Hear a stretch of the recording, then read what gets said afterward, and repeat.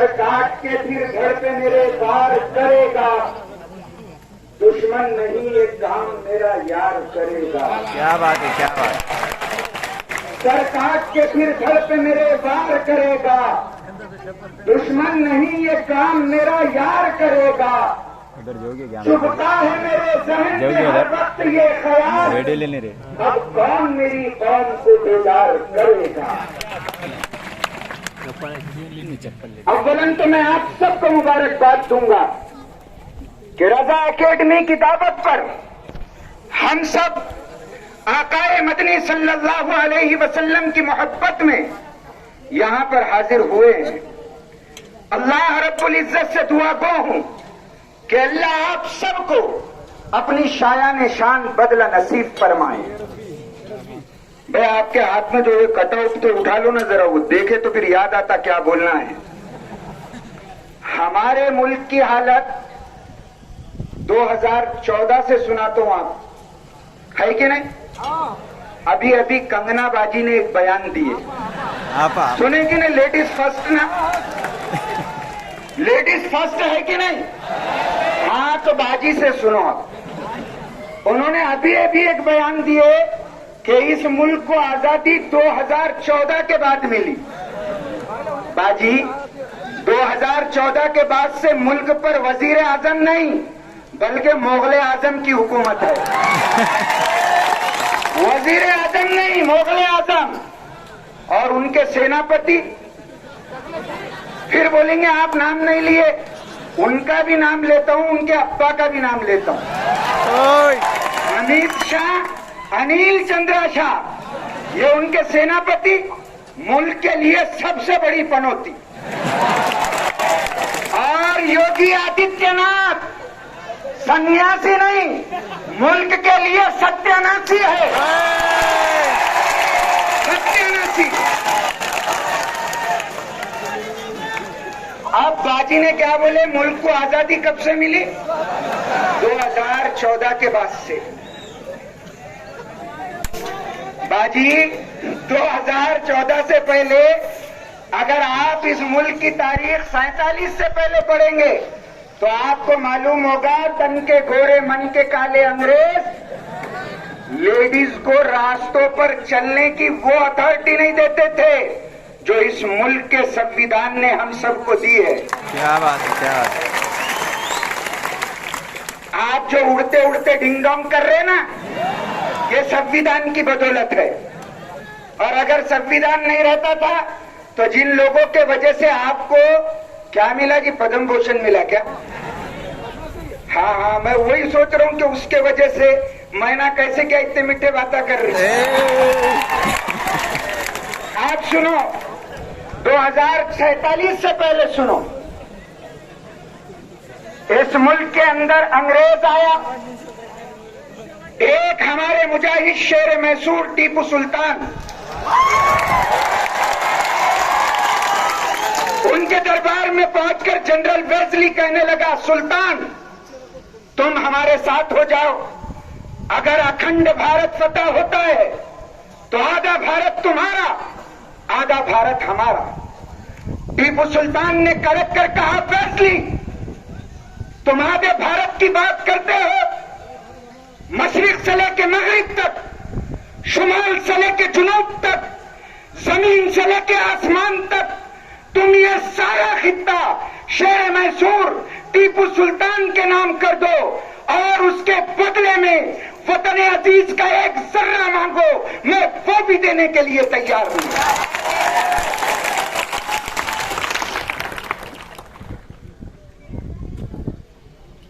वतन अजीज का एक जर्रा दो, मैं वो भी मांगने के लिए तैयार नहीं। मिलाकर एक कतरे को वो दरिया में ताकत बख्श देता है, मिलाकर एक कतरे को वो दरिया में ताकत बख्श देता है। वतन को कोई खतरा हो तो टीपू भेज देता है, वतन को कोई खतरा हो तो टीपू भेज देता है। न घबरा तू अंधेरे में, अंधेरी रात का मालिक, मुसाफिर हौसला रखे तो जुगनू भेज देता है। अब 2014 के बाद से हमारे मुल्क की एक अजीब हालत हो गई। बहुत बुरी हालत है। कहां से सुनाना आपको, एक नहीं दो नहीं, जिसमें है सारा छन्नी, दर्द हैरा है, उठे तो कहां से उठे, समझ में नहीं आ रहा कहां का सुनाना और किसका किसका रोना आपके सामने बताना। मगर सुनो, जिनको हमने लेकर आए ना, क्या बोले थे, मेक इन इंडिया, क्या बोले थे कि मेक इन इंडिया, मेट्रो आ जाएंगी हिंगोली में, विकास ऐसा होगा कि पागल हो जाएगा, उसको समझ में नहीं आएगा कि मैं हिंगोली में घूम रहा कि लंदन में घूम रहा हूं। बरमोडा आ जाएगा पॉइंट की जगह पर, क्या क्या सपने बसाए। और बेटे जो भागे न मुगले आजम देख रहे ना सेनापति दिख रहे, एकदम मुल्क की हालत ऐसे कर दी। और धोखे पे धोखे, धोखे पे धोखे, धोखे पे देते कैसा, देखो जो चूहे का पिंजरा रहता ना, उसके अंदर एक रोटी का टुकड़ा नहीं तो खोपरे का टुकड़ा रहता। चूहे को समझ में नहीं आता यार मेरे को फ्री में क्यों खिला रहा हूं, सोचता ना उन्हें, मैं मेरे को फ्री में क्यों। वो चूहे को बोले अरे मत खाओ रे, फ्री का है, खाएंगा तो चले जाएगा। चूहा बोलता रखता कहीं को था, फिर उन्हें रखता कहीं को था। कैसा मुल्क को बेवकूफ बनाए। सुनो, एक अक्लमंद औरत एक अक्लमंद औरत परिंदे के बाजार में चले गई। उन्होंने देखी दुकान वाला एक बिल्ली को चीनी की प्लेट के अंदर दूध पिला रहा। अब वो सोचने लगी कि ये चीनी की प्लेट तो मुगलों के जमाने की दिख रही, जो भी दिखता तो मुगलों के जमाने का दिखता ना, चट्टी वालों के जमाने का कुछ नहीं है, जो दिखता अपने जमाने का है। योगी आदित्यनाथ बार बार बोले कि भाई डोनाल्ड ट्रंप आएंगे, हम ऐसा कर देते, हम वैसा कर देते, दिखाने क्या लिख गए थे, ताजमहल। अब मैं सोचा कि शाहजहां तेरी अजमत पे कुर्बान कि तुझे गुजर के इतने साल हुए, फिर भी उस स्टेट का वजीर आजम बोल रहा झाड़ू मारो रे, साफ करो रे, क्लीन करो रे, काम पे लगा। अब वो सोची मुगलों के जमाने की प्लेट है, मैं क्या करती, अगर प्लेट का सौदा करूंगी तो होशियार हो जाएगा। अब मैं सोचती मैं बिल्ली खरीद लूं। उन्हें जाके दुकान वाले बोलती बिल्ली कितने में बेचे, उन्हें बोलता 3000, निकालती 3000 दे देती, बिल्ली गोद में ले लेती। उसके बाद दुकान वाले को बोलती ये कटोरी क्या करते रखे, मैं घर पे लेके जाती है, बिल्ली को दूध पिलाती। तो दुकानदार हंस के बोला खाला मेरा नाम मोदी है, ये कटोरी बता बता के मैंने 3 करोड़ लोगों को बेवकूफ बना दिया। Make in India, clean India, और क्या काला धन मुक्त इंडिया, और क्या क्या बोले थे, हाँ 15 करोड़ तो मेरे पोते को मिलते दिख रहा हो,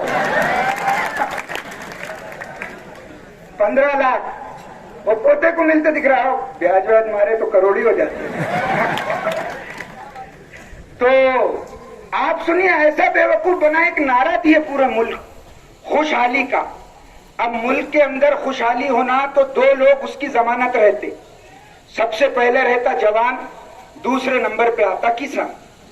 अब दोनों की हालत उठा के देख लो, जवान की हालत भी उठाओ और किसान की हालत भी उठाओ। वो किसान जो आज सरहदों पर 3-4 महीने से वो दिल्ली के रोड के ऊपर बैठे हुए हैं, जो इस मुल्क के अंदर मेहनत मशक्कत करके सरहदों के मुहाफिज तैयार करते हैं, उन किसानों के ऊपर एक्ट लाया गया, उनको सताया गया, उनको परेशान किया गया। हम आपको कहना चाहते हैं कि याद रखो, ताज तख्त जो तुमको आज मिला है ये अल्लाह की देन है। इस मुल्क की कुर्सी पर तुमसे पहले भी बहुत से लोग बैठे, अगर उन्होंने इंसाफ नहीं किया, अल्लाह की झाड़ू फिरी और ताजो तख्त हुकूमत सब छीन गया।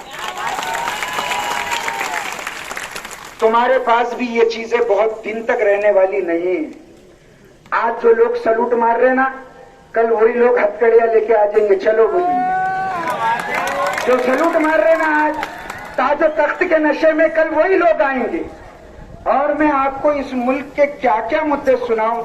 मुसलमानों कुर्बान यार तुम्हारी अजमत पर, तुम्हारे नाम से कितनों को रोटी मिलती। क्या बात है, क्या बात है। कितनों को रोटी मिलती तुम अंदाजा करो। 6 दिसंबर का मसला हुआ, फैसला जो भी आया मुसलमानों ने मोहब्बत के साथ उसको कबूल किया। मगर आओ फैसला करो जमीर की अदालत में। एक जमीर तुम्हारा है, एक जमीर हमारा है। हम आज नहीं, हम मरते दम तक और हमारी आने वाली नस्लें सुबह क़यामत तक इस बात को कहेगी कि अयोध्या के अंदर अल्लाह का घर था और तुम लोगों ने जालिमाना उसको गिराया है।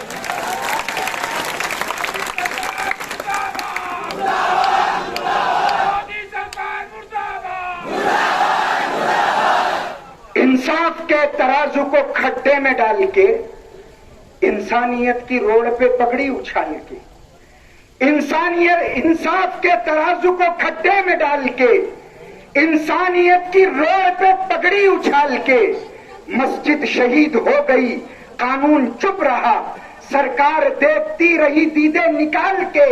इस बेहिसी को देखकर ठाकुर ने यूं कहा, सरकार ने रखी है टीम किसकी बोलो, हिजड़ों की पाल की। मोटा मुंह में। अरे मेरे भाई बोलते रहेंगे तो जिंदा भी रहेंगे और जबान अंदर रहेंगी तुम्हारी तो एक दिन ये पूरी खामोश हो जाएंगी। क्या हुआ हजरत मौलाना कलीम सिद्दीकी के साथ, देखे नहीं तुमने? वो आदमी जो कॉन्स्टिट्यूशन पर यकीन रखता था, जो अपना आईनी दस्तूरी हक इस्तेमाल करता था, उस शख्स को उठाकर सलाखों के पीछे कर दिया गया। मगर याद रखिए, मोहम्मद रसूलुल्लाह पर ईमान लाने वाले, उनको ये बात समझनी चाहिए, अशद्दल बला अल अंबिया सुम्मा लमसल फलमसल, मुसीबतें नबियों पे आती है और उसके बाद जो आती है वो नबियों से सबसे ज्यादा मोहब्बत करता है और उनसे करीब होता है, उन पर मुसीबतें आती है। तो आप मुसीबतों से घबराइए मत। इस मुल्क में हम रहेंगे इंशाअल्लाह, इस्लाम की अजमत के साथ बहुत जमाने तक रहेंगे। मौलाना शकील साहब तकरीर के अंदर वसीम रिजवी का नाम ले रहे थे, कोई साहब बोल रहे थे उनका नाम भी मत लो, वो मुसलमान नहीं है। मेरे भाई वो जेंडर चेंज मुसलमान है। जेंडर समझता ना, वो पहले अपुनिश थे, योगी जी ने उनका ऑपरेशन करके कुछ से कुछ बना दिए। अब उन्होंने अपने में भी नहीं रहे, उनमें भी नहीं रहे, तीसरी मखलूक है उन्होंने। देखो चलो एग्जाम्पल लो भाई, अगर किसी शख्स का इंतकाल हो गया जो जेंडर चेंज था, अपन क्या सोचेंगे कि भाई वो मुसलमान नहीं था, जनाजे में नहीं जाएंगे। वो बेचारे क्या सोचेंगे, नाम वसीम था, हमारा नहीं था, उन्होंने वहां नहीं जाएंगे जलाने के वास्ते, पढ़े आला रहेगा कि नहीं। फिर बेचारा कोई ऐसा हमदर्द इंसान जैसा तुमने करे थे कोरोना काल में, आप लोग उठेंगे और वो काम नेकी का करेंगे। मगर याद रखिए, नेकी का काम उनके साथ करो जिनको वो हजम भी होना। नहीं तो सामान लेके गलियों में पहुंच जा रहे, उन्होंने बोले शनाख्ती कार्ड दिखाओ, तो क्या बताना भाई जेब में लेके जाना, क्या बताना तुम। ये मुल्क भारत तमाम लोगों के बलिदान से वजूद में आया है। इस मुल्क के ऊपर न अंग्रेजों का कब्जा हुआ है, न इस मुल्क पर तुम्हारा कब्जा हो सकता है। इस मुल्क के ऊपर संविधान का राज 47 के बाद से चला है और इस मुल्क पर वही राज चलेगा। तुम आज मौजूद हो, तुम कल मौजूद नहीं रहेंगे, मगर ये मुल्क मौजूद रहेगा और संविधान भी मौजूद रहेगा। बहुत सी बातें हैं मेरे अजीजों कहने के लिए। आप भी इस मुल्क में अपनी जिम्मेदारी को समझिए। त्रिपुरा का फसाद ये कोई लेबोरेटरी के अंदर नया तजर्बा नहीं है। बार बार इस मुल्क में फसादात किए गए, बार बार आपकी इकोनॉमी को नुकसान पहुंचाया गया, बार बार नौजवानों की गिरफ्तारियां हुई। क्या हुआ कासगंज के अल्ताफ के साथ? योगी हुकूमत इसका जवाब दे होना चाहिए और यूपी पुलिस को कहना चाहिए। दलील क्या लाते हैं कि 2 फीट ऊपर एक नल था, प्लास्टिक का पैप, और उन्हें उसको गले के अंदर रस्सी डाल के फांसी लेके मर गया। इससे पहले कुछ कह दिया, भोपाल जेल कूद के गए थे। देखो कुछ दिन पहले, साल 2 साल पहले उनका भी ऐसी हादसा हुआ तो क्या बोल रहे, ये 14 फीट की जो दीवार है तो कैदियां उछाल के गए। अब समझ में ये नहीं आता कि वो रजनीकांत थे क्या कैदिया थे क्या कि ऐसा देखे दीवार और खुद ही मार ले रहे। ये बच्चा कौन है, 2 फीट के इसको फांसी ले लेता। अगर इतने बुद्धिमान थे तो कम से कम बोलना था, उसको सर्दी में गर्मी हो रही थी, हमने टेबल फैन दिए, उन्हें टेबल फैन को फांसी लगा के मारा। अब बेचारा वो पुलिस की दलील वो जज सुनेगा, ऐसा सिर को हाथ लगा के बोलेगा किसने लिया रे यार इसको किसने लिया इसको। याद रखिए, जुल्म चाहे जिस पे हो वो बुरा है। जुल्म के खिलाफ खड़े होना ये हमारा दस्तूरी हक है, ये हमारा आईनी हक है। और एक मुसलमान सब कुछ बर्दाश्त कर सकता है मगर जुल्म को बर्दाश्त नहीं कर सकता। खून फिर खून है, गिरता है तो जम जाता है, जुल्म फिर जुल्म है, पड़ता है तो मिट जाता है, जागता है अल्लाह। इस वजह से आप मेरे भाइयों एक बात याद रखें, हालात जो आते हैं वो जिंदा कौमों पर आते हैं।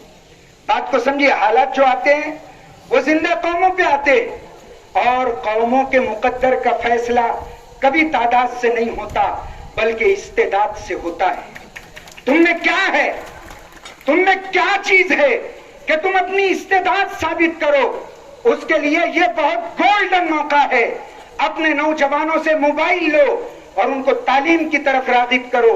अपनी बच्चियों को पढ़ाओ, बच्चों को पढ़ाओ, इस मुल्क का कॉन्स्टिट्यूशन समझाओ, यहाँ का दस्तूर समझाओ और अपना हक मांग कर लेना छोड़ो, अपना हक छीन कर लेना सीखो। अपना हक छीन कर लेना सीखो। अब आप देखिए, इस मुल्क के अंदर ये हालात एक जमाने से चलते आ रहे हैं और 2014 के बाद से इस मुल्क के अंदर तरह तरीके के नारों से हमको मरहूब करने की कोशिश की गई, समझाया गया, आओ हमारे करीब आओ, हमारी बातों को समझो, हमारी बातों को मानो। मगर मुसलमानों, इस वक्त हम जो जमा हैं वो तिरुपुरा के फसाद और रिसालत मआब सल्लल्लाहु अलैहि वसल्लम के शान में गुस्ताखी का मसला है। आप सल्लल्लाहु अलैहि वसल्लम की मोहब्बत किस मुसलमान के दिल में नहीं है, आप बताइए। मैं यहां पर हमारे जो बिरदरान वतन है, जो पुलिस प्रशासन के भाई है, मैं उनसे भी कहना चाहता हूं कि रसूल की मोहब्बत ये हमारे ईमान का खुलासा है। हमारा ईमान उस वक्त तक मुकम्मल नहीं हो सकता जब तक हम अल्लाह के रसूल से बेइंतहा मोहब्बत न करें। और आप प्रेषित मोहम्मद सल्लल्लाहु अलैहि वसल्लम की बातों को पढ़िए, आपको पता चलेगा ये शख्स तो जग के कल्याण के लिए आया था, ये सारी मानवता को मार्गदर्शन दिखाने के लिए आया था। इस शख्स ने उन लोगों के साथ भेदभाव नहीं किया जिन्होंने उसके रास्ते में कांटे बिछाए, उन पर कचरा डाला, उनको गालियां दी, उनको शहर छोड़ने पर मजबूर किया। आप देखिए, वही आका के एक नाम लेवा हजरत बिलाल, अल्लाह के हबीब इस कायनात से विसाल फरमा गए। हजरत बिलाल दमिश्क चले गए। अचानक 6 महीने के बाद रात में ख्वाब देखा, अल्लाह के रसूल फरमा रहे हैं, बिलाल ये क्या बेवफाई है, हमारे पास आना ही छोड़ दिया। नींद से जागे तो आंखों से आंसू की लड़ी रवा है। बेताब होकर ऊंटनी के ऊपर बैठ गए और उसके बाद कहने लगे, बेताब होकर ऊंटनी पे बैठ गए और उसके बाद ऊंटनी की महार को छोड़ा, उसको दौड़ाना शुरू किया। यहां तक के तारीख की किताबों में लिखा है कि हजरत बिलाल मदीने मुनव्वरा पहुंचे। वारिफ तकी का ये आलम है, मोहब्बत का ये आलम है, शफकत का ये आलम है कि ऊंटनी पर से उतरे नहीं बल्कि ऊंटनी पर से गिर गए। रोते रोते मज़ार अक़दस के पास पहुंचे, वहां जाकर मज़ार अक़दस को सीने से लगाया। हजरत हसनैन दौड़ते हुए आए और आकर कहा, बिलाल हमारे नाना के लिए अजान देते थे, हमारे लिए अजान नहीं दोगे? हजरत बिलाल ने दोनों को सीने से चिमटा लिया और कहने लगे, मेरी जान, अगर तुम्हारे अलावा कोई ये गुजारिश करता तो मैं उसको रद्द कर देता। मैं तुम्हारे नाना का गुलाम हूं, उनसे मोहब्बत करने वाला हूं। मोहब्बत करने वाले हमेशा गुलाम हुआ करते हैं, और जो आका का गुलाम होता है उसके कदमों पर ताज तख्त कुर्बान कर दिए जाते हैं। त्रिपुरा का फसाद है। हम केंद्रीय सरकार से क्या कहें?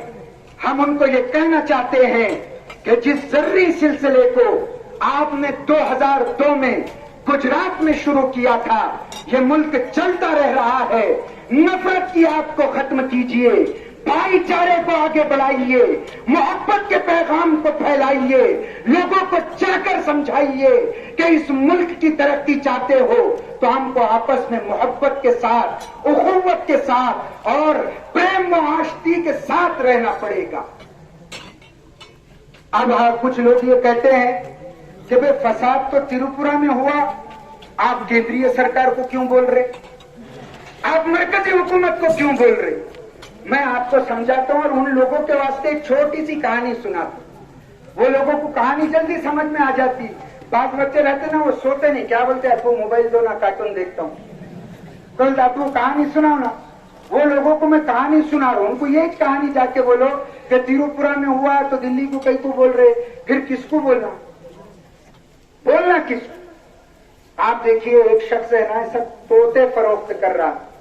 तोते बोले तो समझे ना, नहीं तो वसीम रिजवी समझी, वो बहुत छोटा तोता है, समझे ना। अब वो तोते फरोख्त कर रहा, 3 तोते हैं।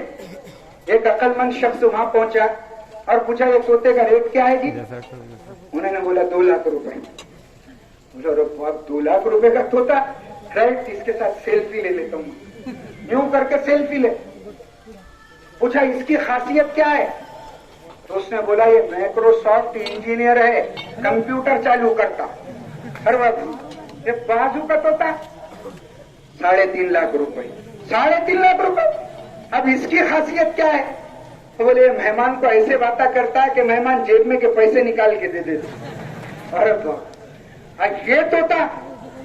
तो बोले, ये 30 लाख रुपए का है।